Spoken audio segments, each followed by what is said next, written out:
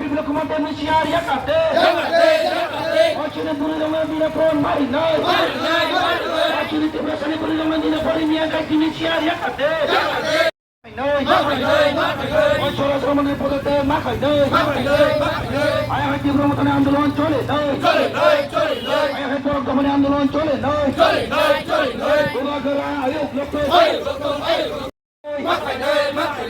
আয় পরিভূত শৃঙ্খলা সবাই তোমার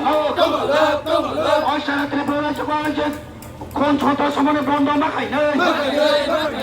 কিরণ জমাতে আন্দোলন চলছে আমাদের সংগ্রাম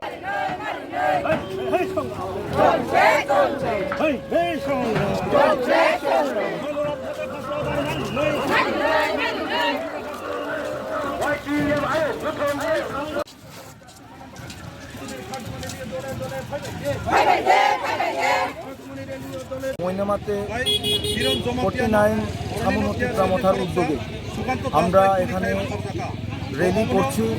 যাতে আমাদের ভাই টিএসআর ভাই মার্ক হাসুন জমাতিয়া এবং কিরণ কুমার জমাতিয়ার যে খুনি আসামি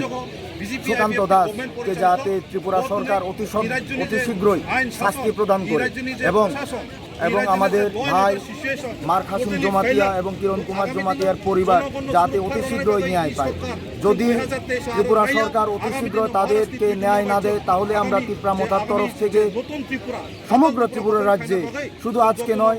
আগামীতেও বৃহত্তর আন্দোলন চালিয়ে যাব বুবাগ্রার নেতৃত্বে। তবে আমরা আদালতের কাছে আশা রাখি যে তারা আমাদের টিএসআর জওয়ান আমাদের ভাইদের যে খুনি আসামি সুকান্ত দাসকে অতি শীঘ্রই তারা শাস্তি প্রদান করবে।